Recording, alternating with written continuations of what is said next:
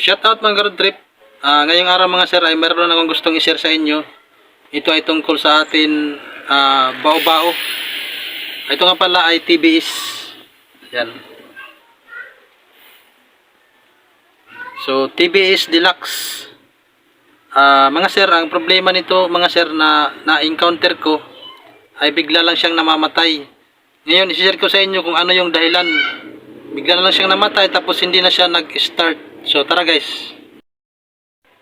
So ayun nga guys, i-share ko lang muna sa inyo kung anong nangyari dito habang nagbibiyahe kami guys.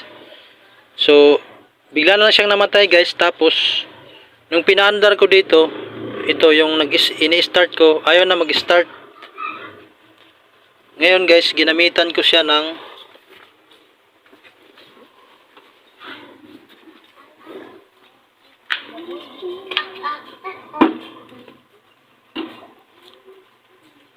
So ito yung ginamit ko guys sa pagpapaandar kasi ayaw na siya mag-start, ayaw na niya mag-start.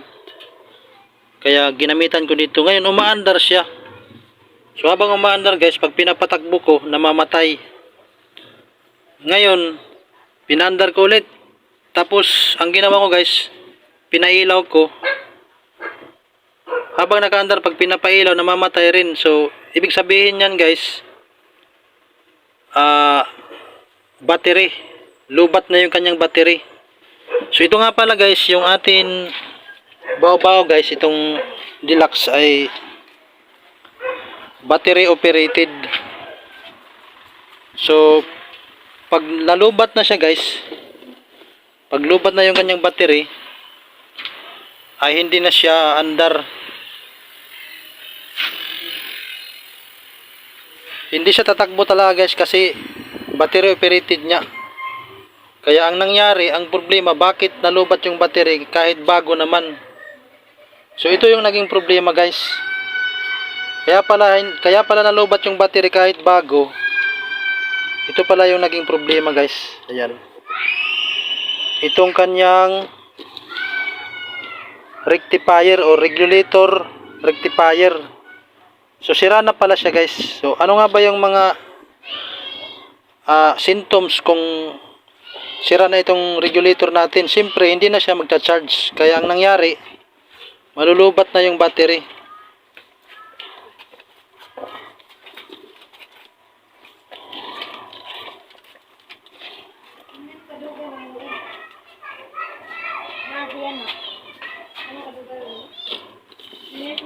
So ito yung itsura ng rectifier guys. Ayan. So hindi ko na ipakita kung paano ito pinalitan. So madali lang naman siya palitan guys. Ito yung magkano ang bili ko dito guys. Ang presyo nito ay 2.3 dito sa amin sa Surigao. So ayan, kung nakikita ninyo, binalot na ng mga tip. So actually hindi dapat ganyan. So ayan guys, yung presyo niya 2.3. So ipapakita ko lang sa inyo guys kung saan siya naka. So yung iba naman, yung gusto mag DIY, madali lang naman guys. So dito lang yan guys, nandito naman yan kasi makikita nyo naman yan dito guys. Madali lang naman magpalit. Hindi ko na naipakita sa inyo kung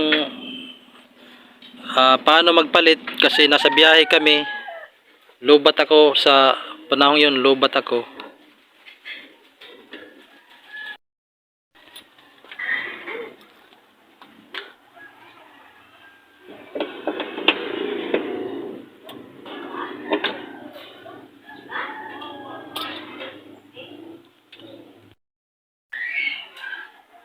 So ayan guys. Dito nga pala siya nakalagay guys, yung rectifier. So hindi ko na ipakita sa inyo kung paano ko pinalitan kasi nasa biyahe kami. So dito yan nakalagay sa ilalim. Ito yung box na yan. So ito lang naman yung tatanggalin nyo guys. Ayan. Pag natanggal nyo, yung sakit ng rectifier, plug and play lang yan. Pag binunot nyo yung plug, ipapalit nyo lang yun. So mag-ingat din pala kayo sa pagbili nito guys. Dapat dalhin nyo itong original kasi yung bago ngayon na rectifier ng TBS, iba yung sakit. Pag iba yung sakit na nabili nyo, sayang yung pera na pinambili nyo doon kasi hindi siya kasya. Hindi nyo rin magagamit. Dapat ganito talaga yung sakit, or kung ano yung tinanggal ninyo, dalhin nyo talaga doon sa tindahan para makita nila yung original, at yun din ang ibigay sa inyo. So yun lang mga boss, maraming salamat. So ito nga pala guys ay walang susi, walang susian, so nilagay ko lang dito. Naglagay ako ng improvise dito guys, ayan. So i-on lang natin guys.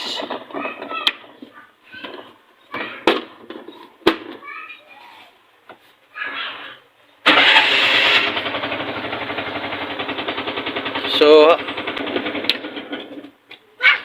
ha, Ayaw ba? di lagi. Awa.